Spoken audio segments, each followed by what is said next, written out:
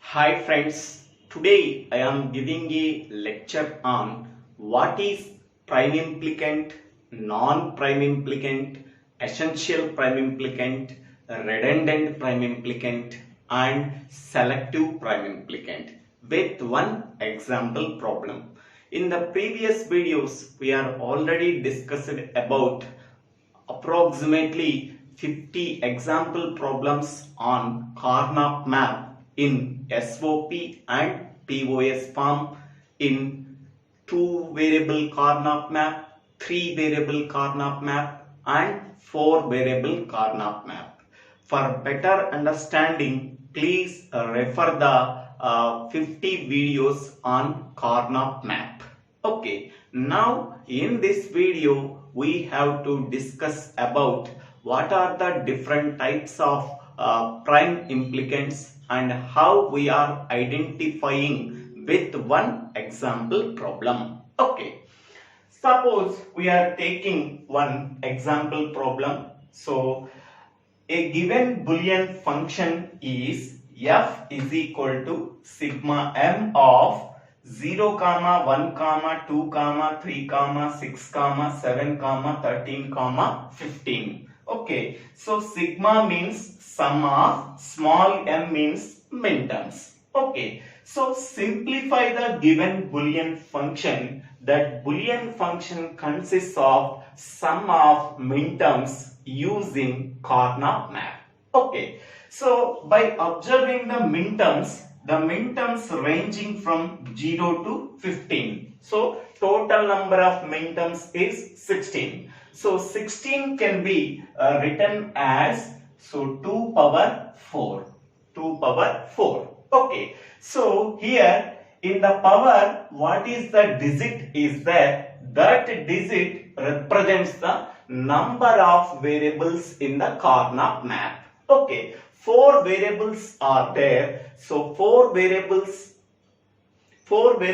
are there. So hence we can say that we have to use 4 variable Carnap map. So because n is equal to 4. N is nothing but number of variables in the given Boolean function. Okay. So whenever n is equal to 4, we have to use 4 variable Carnap map. That 4 variables can be represented by A, B, C and D. Okay. So this is the structure of the 4 variable Carnap map. So on the row side we have to write AB. On the column side we have to write CD. So AB can take 4 values 0, 0, 0, 1, 1, 1, 1, 0. Here we have to write the gray code. Okay. So here also CD can take 4 possible values. So these 4 possible values can be written in the form of gray code 0, 0, 0, 1, 1, 1, 1, 0. Okay. Now here there are 16 squares are there. Each and every square is called as a minterm. Okay. So each square can be represented by one decimal digit. That decimal digit can be placed in the corner of each and every cell. Okay, this decimal digit can be obtained by taking the row-wise binary value and column-wise binary value. Okay, once we are combining these row-wise binary value and column-wise binary value, okay, we are getting the 4-bit binary value. So the equivalent decimal value is written on the corner of each and every cell of the 4 variable Carnap map. Okay. Now, so here each and every cell is called as a minterm. Okay. How we are simplifying the Carnap map? By taking the adjacent minterms.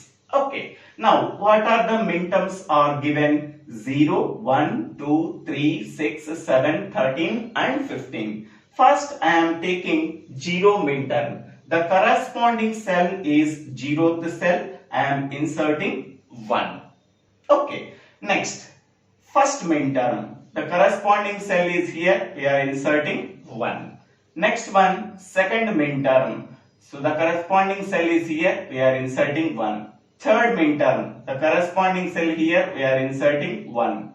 Sixth minterm, the corresponding cell is here, we are inserting 1. Seventh minterm, the corresponding cell is here, we are inserting 1.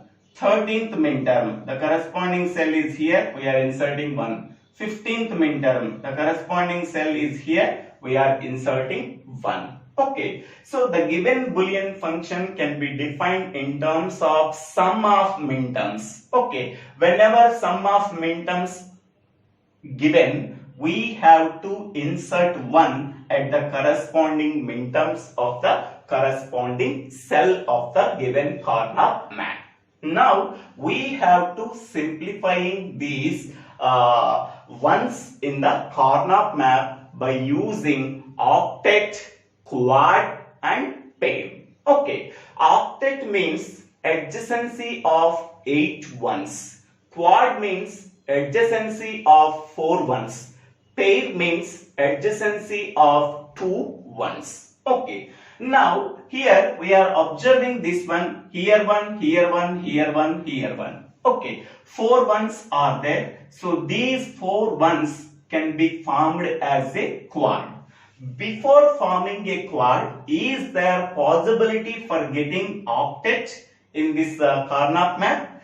So 8 ones are there, but 8 ones are not adjacent. Okay. Hence, we can say that there is no possibility of getting octet. Next priority given for quad. Quad means adjacency of 4 ones. Okay. So here, so these 4 ones are adjacent. Okay. So now these 4 ones can be formed as a quad. These 4 ones can be formed as a quad. Okay. Now, so this is one prime implicant. This is one prime implicant. Next one. Here 2 ones are there. Here also 2 ones are there. If 2 ones are already covered in the given quad, okay, when we are forming the quad, these 2 ones also combined with these 2 ones in the already in the quad, okay, then they can be formed as a quad. These 2 ones and these 2 ones in the given quad, they can be formed as a quad. Okay. Next one, here these 2 ones can be formed as a pair. These 2 ones can be formed as a pair. Okay. All ones are covered. Okay. So this is one prime implicant. This is one prime implicant. This is one prime implicant. Okay. So this is the first quad. Okay. These 4 ones can be formed as a quad, and this is one prime implicant. And these 2 ones and these 2 ones can 4 ones can be formed as a quad. Okay. This is also one prime implicant. Next, these 2 ones can be formed as a pair. Okay. So now, so this is one prime implicant. Okay. First of all, what is prime implicant? Okay. A prime implicant is a square or a rectangle made up of bunch of adjacent minterms. Bunch of adjacent minterms. Okay. Now observing this one, so these 4 ones. These 4 ones is a rectangle. These 4 ones can be formed as a quad. This quad is in the form of a rectangle. Is made up of 4 adjacent minterms. So this is one minterm, this is one minterm, this is one minterm, this is one minterm. Okay, these 4 minterms are adjacent. These 4 adjacent minterms can be formed as a rectangle. Okay, so now we can go to the definition. A prime implicant is a square or rectangle. Okay, so this is a prime implicant. It is a rectangle made up of the bunch of adjacent minterms. Okay, made up of the 4 adjacent minterms. Okay, Okay, so this is one min term, this is one min term, this is one min term, this is one min term. Okay, these four min terms are adjacent. These four min terms that are adjacent, that can be formed as a rectangle. Okay, so then it is called as a prime implicant. Okay, next we can go to this one. Okay, so here this one is a min term, this one is a min term, this one is a min term, this one is a min term. Okay, so these four min terms can be formed as a square, by taking the four adjacent min terms, that can be formed as a quad. Okay, this is also a prime implicant. Okay, next one we can go to this one. Okay, so this is one min term, this is one min term. Okay, these two min terms are adjacent. Okay, so they can be formed as a rectangle. Okay, hence we can say that this is a prime implicant. Okay, now so this is a rectangle, and this is a rectangle, and this is a square. Okay, a prime implicant is a rectangle or a square which is made up of the bunch of adjacent min terms. Okay, so these four min terms that are adjacent, that can be formed as a rectangle. Hence we can say that it is a prime implicant. Okay, these four min terms that can be formed as a square, that are adjacent, so they can be formed as a square of the four adjacent min terms. Hence it is a prime implicant. So these two min terms that are adjacent, they can be formed as a rectangle. Hence we can say that it is a prime implicant. Okay, a prime implicant is a rectangle or a square which is made up of a bunch of adjacent min terms. Okay, so this is the definition of the prime implicant. Okay, next one. What is non-prime implicant? What is non-prime implicant? Suppose I am taking one. I am taking another min term. Suppose which is okay. So this can be explained in further example. Okay. Suppose I am inserting one so they can be formed as another pair.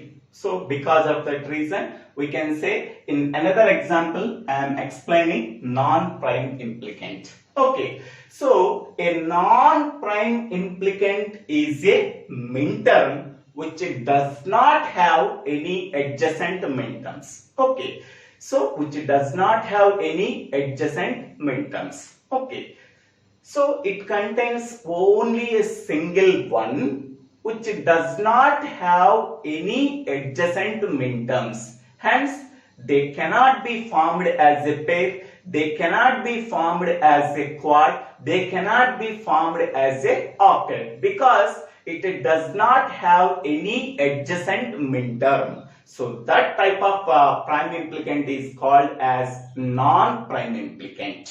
Next one. Third one is essential prime implicant. Okay, so what is essential prime implicant? An essential prime implicant is a prime implicant which contains at least one which cannot be covered by any other prime implicant. So that is called as essential prime implicant. For example, we can see this one. Okay, which cannot be covered by any other prime implicant. So this is one prime implicant, first prime implicant. So this is another prime implicant, and this is another prime implicant. Okay, so observe this one. So I am saying that, so this is called as a essential prime implicant. One is called as a prime implicant, one is also called as a essential prime implicant because, okay, in that prime implicant, these two ones cannot be covered by any other prime implicant. Okay, these two ones are covered by this prime implicant? No. These two ones are covered by this prime implicant? No. Okay, a prime implicant which contains at least one which cannot be covered by any other prime implicant. Okay, so this one is a essential prime implicant. Okay, because so this essential prime implicant is a prime implicant which contains at least one. That means here these two ones are there. These two ones cannot be covered by any other prime implicants. Okay, these two ones are covered by this prime implicant? No. These two ones are covered by this prime implicant? No. Okay, hence we can say that it is a essential prime implicant. Okay, next one. We can go to this one. So this is a prime implicant. This 2 is called as a essential prime implicant because which contains at least one because here two ones are there. These two ones are covered by only this prime implicant. These two ones are covered by this prime implicant? No. These two ones are covered by this prime implicant? No. Okay. So hence we can say that 2 is a essential prime implicant. Next one. Third one. 3 is a prime implicant.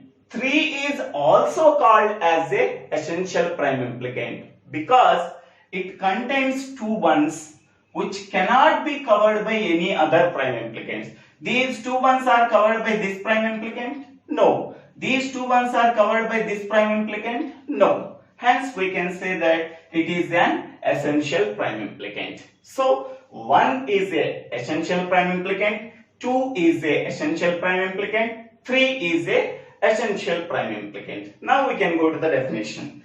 An essential prime implicant is a prime implicant which contains at least one which cannot be covered by any other prime implicant. Okay, so that is called as essential prime implicant. Compulsory and essential prime implicant is a prime implicant which contains at least one which cannot be covered by any other prime implicant. Okay, so this is called as a essential prime implicant because it is a prime implicant which contains two ones. These two ones cannot be covered by any other prime implicants. These two ones are covered by this prime implicant? No. These two ones are covered by this prime implicant? No. Okay. These two ones cannot be covered by any other two prime implicants. Hence, we can say that it is an essential prime implicant. Okay. Here in this case, these two ones, this 2 is called as a essential prime implicant because in this prime implicant, these two ones cannot be covered by any other prime implicant.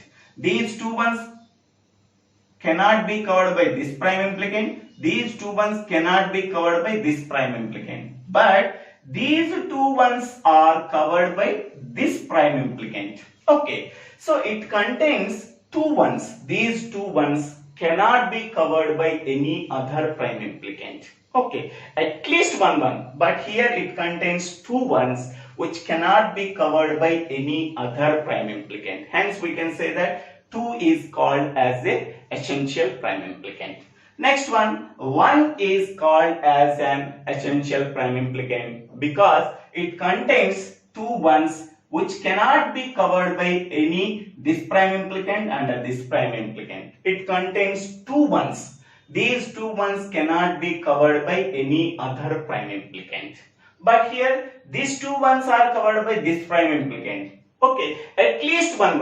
Here it contains two ones which cannot be covered by any other prime implicant. Hence we can say that 1 is an essential prime implicant. So 1 is an essential prime implicant. Essential prime implicant. Now 2 is also a essential prime implicant. Essential prime implicant. And 3 is also a essential prime implicant. Essential prime implicant.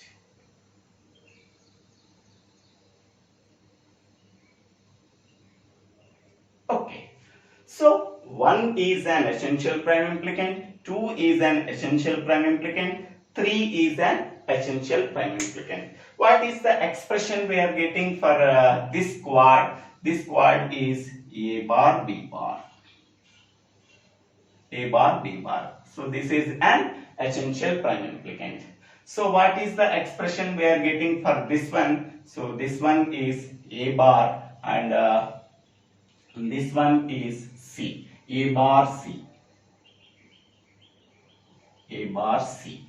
Okay. So what is the expression we are getting for this essential prime implicants? So A B and this one is D. A B D. A B D. So here A bar B bar is an essential prime implicant. A bar C is an essential prime implicant. A B D is an essential prime implicant. Now, next one is what is a redundant prime implicant? A prime implicant whose each one is covered by at least one essential prime implicant. So then it is called as a redundant prime implicant. Suppose, for example, I am taking these two ones. I am putting in dotted lines. Okay, these two ones. Okay. So this is a redundant prime implicant because so this one is covered by essential prime implicant 2. This one is covered by essential prime implicant 3. Okay. So a prime implicant whose each one is covered by at least one prime implicant. Okay, here this prime implicant contains two ones. Okay, this one is covered by the essential prime implicant 2. This one is covered by the essential prime implicant 3. Okay, so a prime implicant whose each one is covered by at least one essential prime implicant, then it is called as a redundant prime implicant. So this is called as a redundant prime implicant. Dotted lines. So here I am writing this one. So this is a 4. Okay. So what is the expression we are getting? This is a redundant prime implicant. A redundant prime implicant is a prime implicant whose each one is covered by at least one essential prime implicant. So then it is called as a redundant prime implicant. What is the expression we are getting for this one is here this one. This is a B and this is CD. So BCD is an redundant prime implicant. So that can be shown in dotted lines. These two ones. These two ones is a prime implicant which contains two ones. Each one is covered by at least one prime implicant. This one is covered by this prime implicant. This one is covered by this essential prime implicant. Hence we can say that it is a redundant prime implicant. Next one is selective prime implicant. A prime implicant which is neither an essential prime implicant nor an redundant prime implicant, then it is called as a selective prime implicant. Okay, so a prime implicant which is neither an essential prime implicant nor an redundant prime implicant, then it is called as a selective prime implicant. Okay, what is the redundant prime implicant? A prime implicant whose each one is covered by at least one essential prime implicant, then it is called as a redundant prime implicant. What is essential prime implicant? An essential prime implicant is a prime implicant whose at least one which cannot be covered by any other prime implicant is called as an essential prime implicant. What is non-prime implicant? A non-prime implicant is a minterm which does not have any adjacent minterms. That is called as non-prime implicant. What is prime implicant? A prime implicant is a square or a rectangle made up of bunch of adjacent minterms is called as a prime implicant. A prime implicant may be in a rectangle, may be in a square. Okay, made up of a bunch of adjacent minterms. That is called as a prime implicant. So this is the description about what is prime implicant, what is non-prime implicant, what is essential prime implicant, what is redundant prime implicant. So thank you for watching this video. If you like this video, please share this video to your friends and classmates. If you like this video, please subscribe my channel name. So DIVVELA SRINIVASA. In the next video, I am discussing one more example problem on this same topic. Okay, thank you.